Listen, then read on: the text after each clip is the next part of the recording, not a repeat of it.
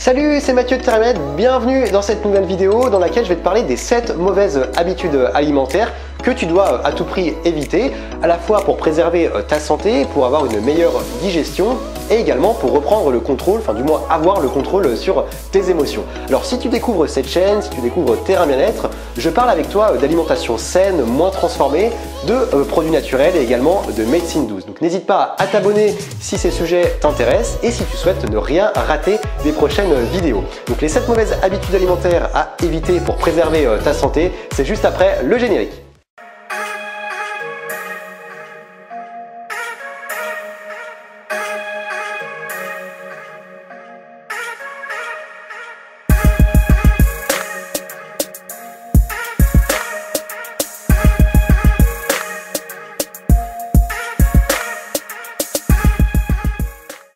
Alors tu le sais, aujourd'hui on vit dans une société où tout va très vite, où on a perdu notre capacité à patienter et ça a également un impact forcément sur notre manière de consommer. C'est la raison pour laquelle aujourd'hui on voit de nombreux fast-food et de pratiques alimentaires qui s'y rapprochent.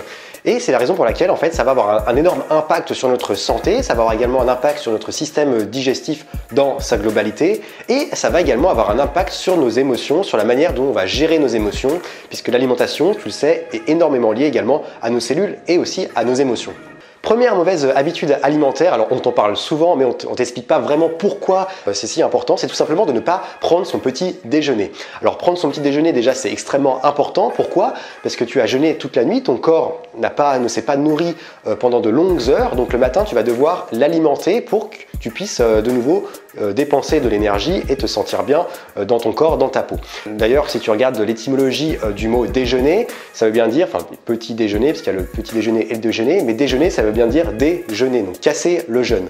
Donc il y a vraiment un intérêt à prendre son petit déjeuner pour avoir de l'énergie déjà pour tenir jusqu'au repas, jusqu'au déjeuner. La deuxième chose, et on t'en parle beaucoup moins, c'est la raison scientifique, c'est que le fait, ça c'est des sources donc, de l'Organisation mondiale de la santé, de l'OMS, si tu ne prends pas ton petit déjeuner, tu as 2 fois plus de chances de développer l'artériosclérose, c'est-à-dire que les parois de tes artères vont devenir beaucoup plus épaisses et donc le sang va avoir du mal à arriver au cœur et aux différents organes de ton corps. Forcément ça peut être à l'origine de maladies cardiovasculaires, d'AVC, etc. Et donc là, il y a un réel impact sur ta santé. La deuxième mauvaise habitude alimentaire, c'est de consommer trop salé.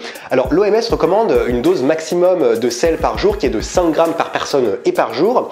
Mais ce qu'il faut savoir, c'est que des études ont été faites par l'Agence sanitaire française et il s'est avéré qu'un homme moyen consomme environ 9 grammes de sel par jour et une femme consomme environ 7 grammes de sel par jour. Donc on est bien au-delà des recommandations de l'OMS.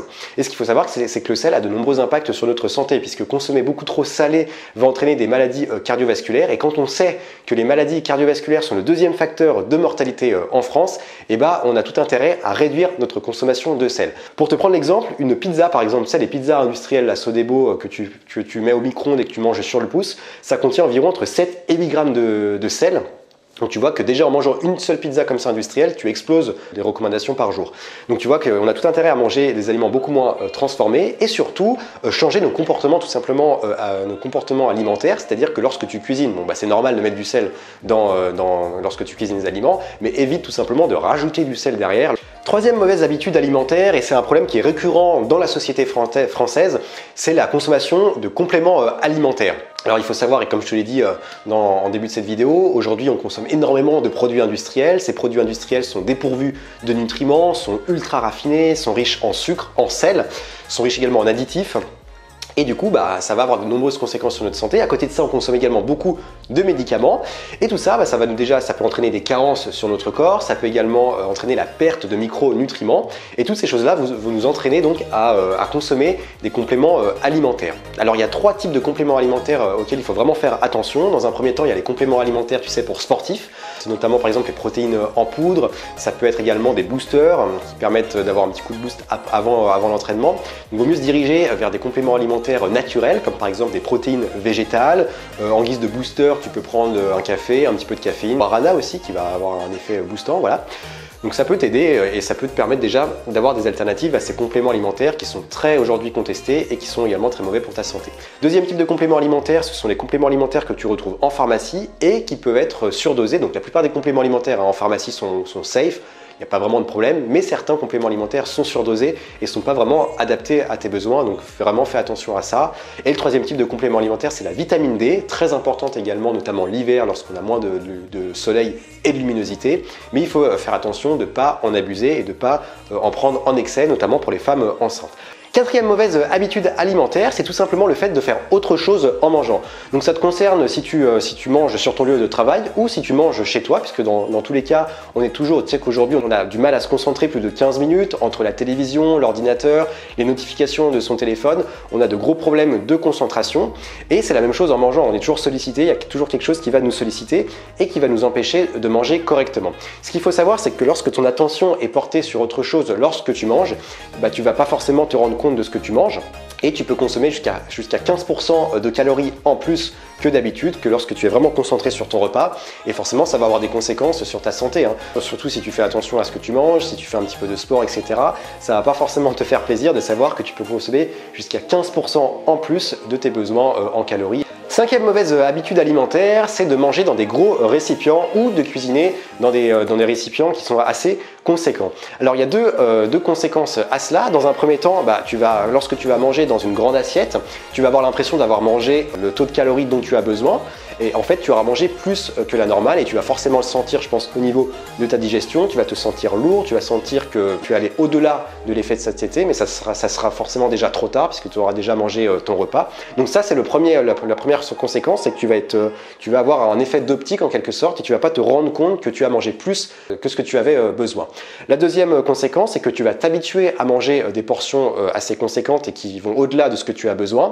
Et lorsque tu vas sortir ou lorsque tu vas préparer par exemple ton repas pour le lendemain pour ton lieu de travail, lorsque tu vas aller au restaurant ou chez des amis, etc., tu auras pris l'habitude tout simplement de consommer plus que ce que tu as besoin. La sixième habitude alimentaire qu'il faut à tout prix éviter, et moi il faut savoir que je l'ai fait pendant très longtemps, c'est de manger juste avant de dormir.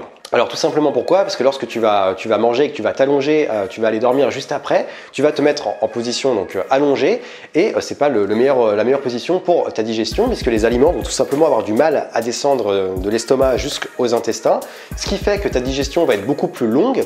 Donc ça tu vas le ressentir au niveau de ton corps, hein, tu vas te sentir beaucoup plus fatigué et ton corps va consommer de l'énergie pendant de nombreuses heures pour digérer correctement. Ce qui fait que le lendemain matin, tu seras beaucoup plus fatigué puisque ton corps aura dépensé de l'énergie pendant de nombreuses heures. Au lieu de digérer entre 2, 3 heures, voire 4 heures, il aura digéré pendant peut-être 6 heures. Et forcément, le matin, tu seras beaucoup plus fatigué, beaucoup plus lourd et c'est pas la meilleure manière pour commencer la journée. La dernière mauvaise habitude alimentaire que tu dois à tout prix éviter, c'est tout simplement de manger sans boire de l'eau. Alors ça, c'est un petit peu contesté aujourd'hui. Il y a des gens qui vont te dire qu'il ne faut pas boire en mangeant, d'autres personnes qui vont te dire qu'il faut boire en mangeant.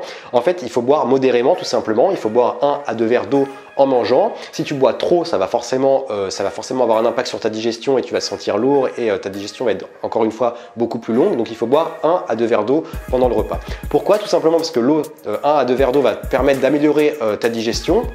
Et ça va également augmenter ton sentiment de satiété, ce qui fait que tu vas forcément réduire un petit peu tes quantités. Si toi tu as aujourd'hui l'habitude de consommer plus que tu devrais, et c'est une bonne chose d'intégrer un petit peu d'eau comme ça pendant ton repas, du moins d'y penser, et de boire 1 ou 2 verres d'eau pendant ton repas. Ça va tout simplement te permettre d'avoir ce sentiment de satiété, va arriver tout simplement beaucoup plus rapidement.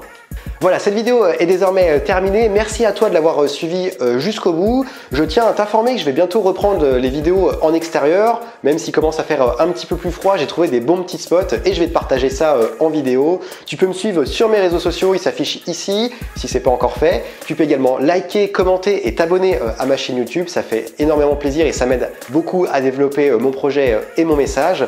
Moi, je te dis à très vite, prends soin de toi et surtout, reste au vert.